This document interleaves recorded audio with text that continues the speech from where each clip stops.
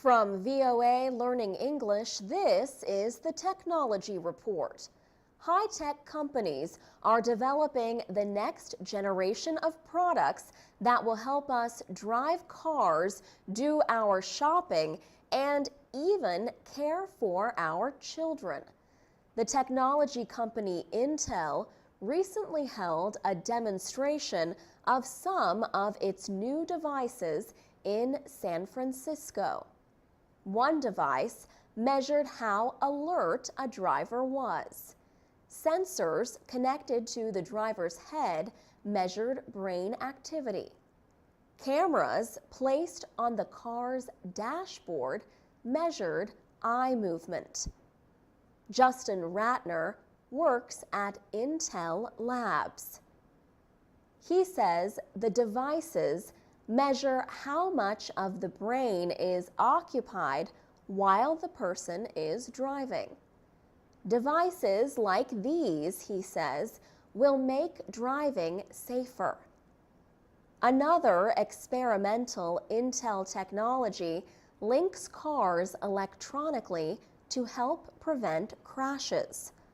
When the driver of the car in front signals a turn or slows down, an alert message is sent to the car in back. There was also a demonstration of a virtual computer. The computer was projected onto the table from a controller hidden in a flower pot. Sensors read the movements of the user's hands, so there was no need for a mouse or other handheld device. This technology could be used in everyday situations. At a market, sensors and computer chips placed in products could help shoppers find the items they want to buy. For example, the technology could help them avoid foods that could cause an allergic reaction. Cameras and sensors are already available to help parents watch their children. In the future, other equipment will monitor a baby's health and mood. And security systems are being improved and simplified with face recognition software instead of complicated passwords. For VOA Learning English, I'm Alex Villarreal. This is the VOA Special English Technology Report. Sony officials held a news conference in early May in Tokyo. They apologized for the theft of personal information from millions of users of the company's online services. Hackers targeted Sony's PlayStation Network, Sony Online Entertainment, and Curiosity Music Systems. In all, Sony says information may have been stolen from more than 100 million accounts. The data includes information like names, addresses, phone numbers, and birth dates. In some cases, even credit and debit card numbers may have been stolen. The United States Federal Bureau of Investigation is looking into the cyber attacks. Sony shut down its PlayStation Network on April 20th. The company is being criticized for not telling its users about the stolen information until a week later. Sony has also been criticized for not making its accounts more secure by encrypting the data. Sony officials say they have now taken steps to improve security. Peter Warren is chairman of the Cybersecurity Research Institute in London. His group studies technology crimes and their effects on our computer-dependent world. Mr. Warren points out that what happened at Sony is not rare. We've seen a number of very large companies that have suffered some tremendously embarrassing losses of data. The problem, he says, is that there is far more interest in developing technology than in keeping it safe. As he puts it, lots and lots of people are being allowed to connect a lot of technology up before it's really been particularly well tested. Peter Warren also points out that many people have a false sense of security online. On the internet, he says, they seem to be so blindly trusting of anybody and of any website, no matter how suspicious it may look. His message to users is simple. Try to be more careful on websites. He says the internet is just like any other street, and there are some twists and turns that can take you into some very, very unsavory places. For VOA Special English, I'm Alex Villarreal. To read and listen to more technology news and for English teaching activities, go to voaspecialenglish.com. You can also follow us on Twitter and like us on Facebook at VOA Learning Special English Technology Report. Smartphones, tablet computers, and e-readers have become a part of everyday life for many people. They have also led to an explosion in the number of mobile applications. There is an app for just about anything you can think of, and more apps are being created every day. Robert Denazzi is a Hollywood movie producer. He is perhaps best well known as the executive producer of Flight Plan, the 2005 movie starring actress Jodie Foster. His most recent claim to fame is as co-developer of a new app called VoiceCal. It is a mobile calendar app that uses voice recognition software. Users are able to enter appointments into their iPhone calendar without having to type in the information. He said although he has a mobile phone, he had to stop what he was doing to put things in his calendar. In his words, it got to the point where I just wasn't using the calendar on my iPhone, and neither was anybody else that I knew. Robert Denazzi decided there had to be a better way. So he teamed up with a friend who is a developer. The two used voice recognition software from a company called Nuance to build VoiceCal. He says when you use VoiceCal, you can say any event you want to put into your calendar and it will appear there. If you have 2 or more events to add to the calendar, you separate them by using the word also. Mr. Denazzi says all of this can be done hands-free. In settings, you can make it fully automatic, so I don't have to touch anything, he says. Robert Denazzi says there is a great need for an app like VoiceCal among busy businessmen like himself. He hopes the app will be successful over the long term. He says, in the movie business, you can do all the advertising in the world, and that can get you a great opening weekend. But if the movie's not good, it will die off. So really what supports a film, just like what supports an app, is word of mouth. Matt Kozlov is the head of a startup technology company called Moonshark in Los Angeles, California. The company makes game apps for mobile devices. It's an exploding marketplace right now, he says. There are hundreds of millions of devices out there right now that we can reach. Jennifer Lopez is helping Moonshark with a finger breakdancing game called DancePad.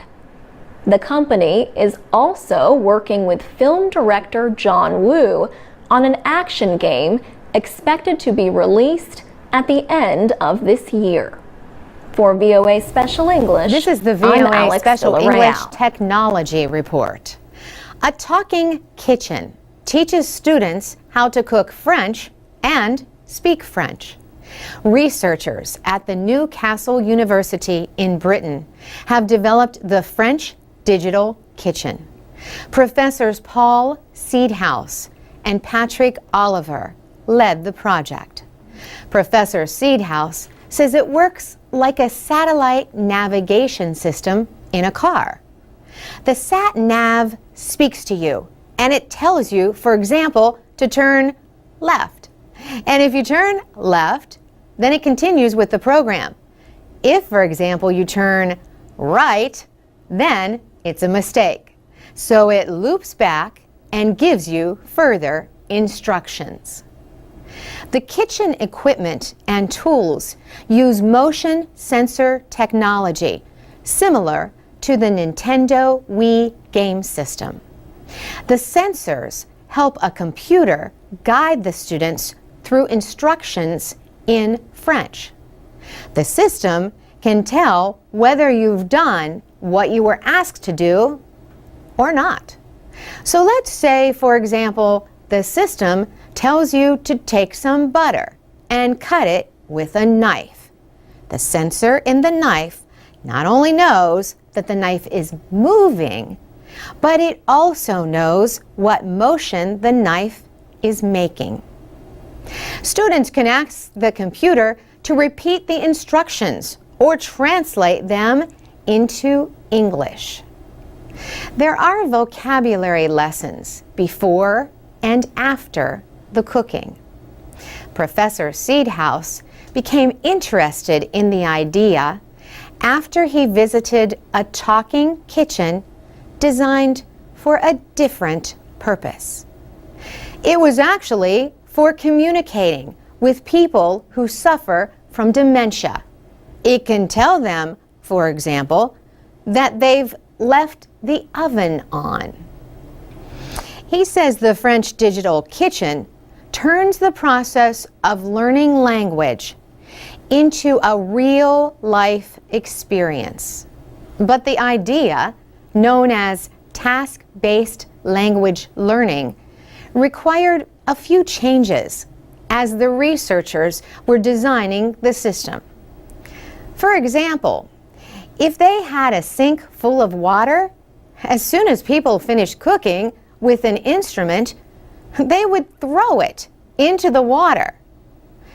And for us, that's deadly, because the digital sensors were immediately ruined. The system could be available for sale by the end of 2012. Adding the technology to a new kitchen could add an estimated 10 to 20% to the building costs. The system could also be added to an existing kitchen. The researchers are also developing portable versions, and the European Union has given them money to begin programs in 6 other languages, including English, Italian, and Spanish. For VOA Special English, I'm Carolyn Pursuti. You can find links to videos about the Talking Kitchen at voaspecialenglish.com. This is the Technology Report. The United States has announced a plan to fight the growing threat from cyber spies and internet attackers known as hackers. United States Attorney General Eric Holder says the Justice Department is fighting back aggressively. He says the department is working with states and federal agencies to bring to justice those involved in online theft and espionage. Mr. Holder called for increased cooperation with private businesses. He also noted the need to protect trade secrets. The Attorney General said a single trade secret can be worth millions of dollars. Stolen trade secrets, he said, hurt businesses, jobs, and economic competitiveness. The new policy calls for fines and trade action against individuals and countries that target U.S. trade secrets. The plan was announced the day after the American information security company Mandiant published its investigation of cyber attacks. It reported that more than 140 companies have been attacked since 2006. The targets include some of the biggest companies in the United States, such as Apple, Facebook, Lockheed Martin, and Coca-Cola.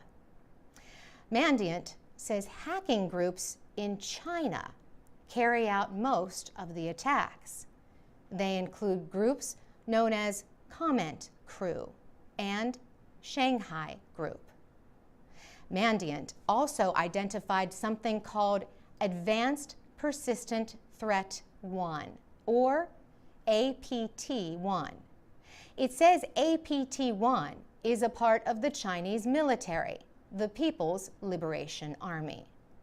Mandiant says the Chinese government also wants to hack into important parts of America's infrastructure. China's foreign ministry denies Mandiant's accusations.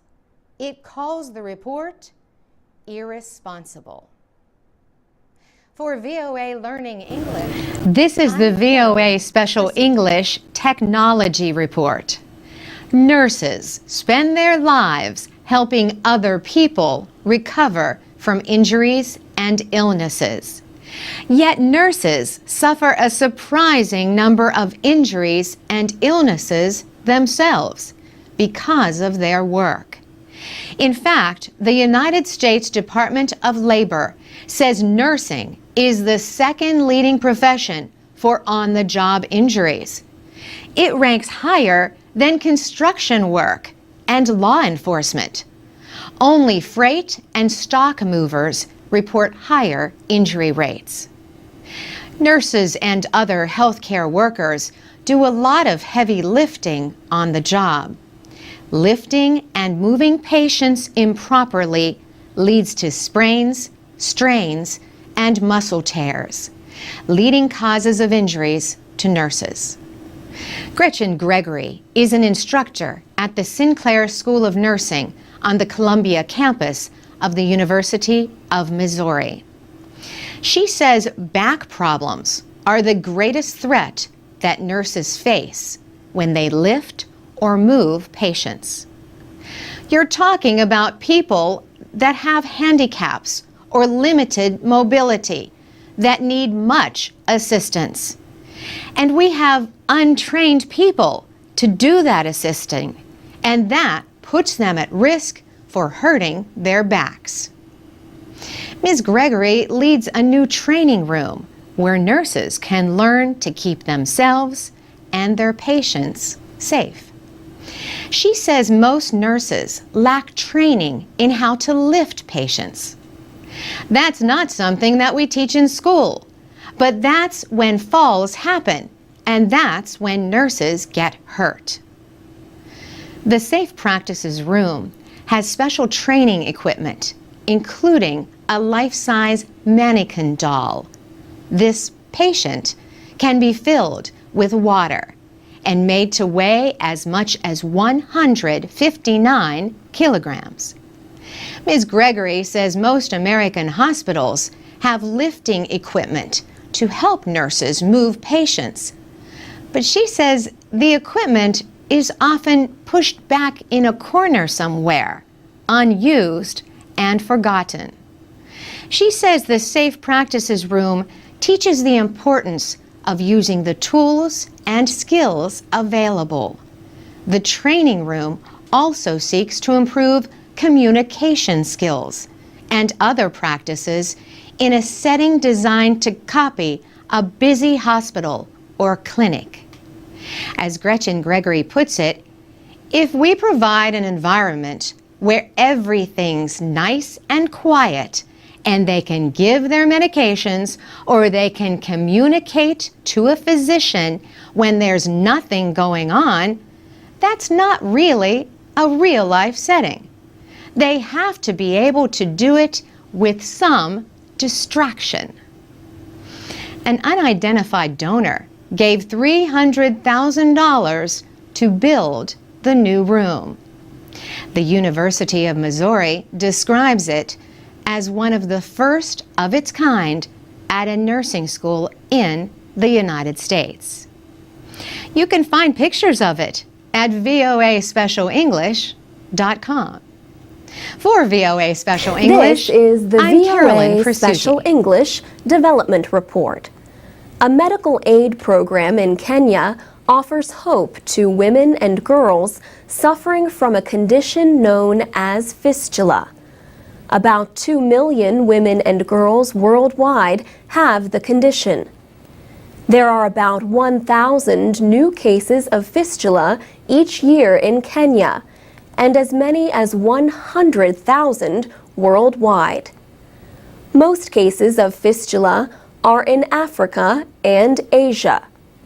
In July, the African Medical and Research Foundation held a medical camp in Kenya to provide free operations to those with the condition. A fistula is a hole that develops between two organs. Obstetric fistulas are caused by obstructed childbirth. When a baby's head is stuck in the birth canal for an extended period of time, it cuts off the blood supply to the woman's surrounding organs. This causes the tissues to die. The woman is left with a hole between her vagina and her bladder or rectum. This causes her to continuously leak urine or feces. It may also prevent her from having other children or having sexual relations. If left untreated, fistula can cause other health problems. These include skin infections, kidney disorders, and even death. Many women suffer intense shame and social rejection because of their condition. Rose Opio developed fistula during childbirth 23 years ago. She said, "I had many problems. I could not go to my farm or conduct my business. There was nothing I could do. When you have this kind of a problem, you can only take care of your body. There is nothing else you can do. People hated me." Many fistula sufferers are rejected and abandoned by their family and friends. Mrs. Opio's husband left her and married another woman. Mrs. Opio was among the women who visited the free medical camp in Kenya to have operations to correct their condition. The World Health Organization says the simple operation can cure up to 90% of fistulas. The organization also says fistula can largely be prevented. It advises girls to delay their first pregnancy until their bodies have fully developed. This reduces the risk of long and obstructed childbirth. The organization also calls for an increase in quality health care and an end to harmful traditional practices like female genital cutting. And that's the VOA Special English Development Report. Transcripts, MP3s, and podcasts of our reports are at voaspecialenglish.com.